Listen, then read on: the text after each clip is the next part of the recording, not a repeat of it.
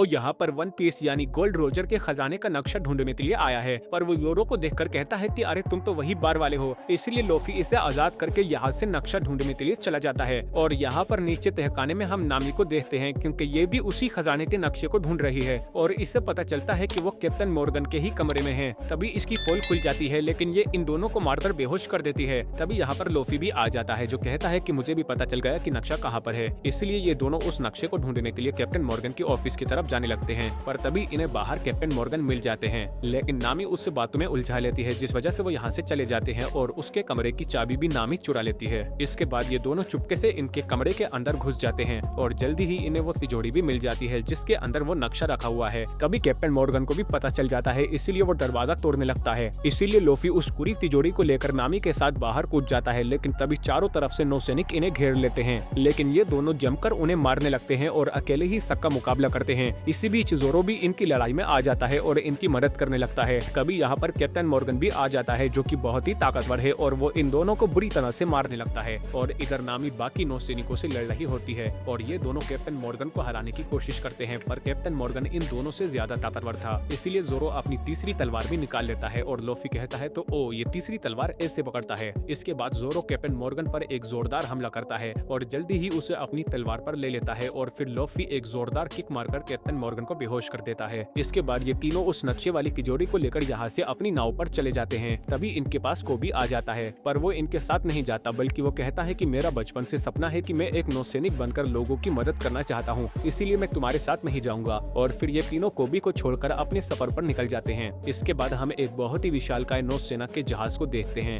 जहाँ पर वही गार्प होते हैं जिन्होंने गोल्ड रोजर को पकड़कर मौत की सजा दी थी। और अब इन्हें पता चलता है कि 3 लुटेरों ने मिलकर नौसेना के अड्डे पर हमला किया और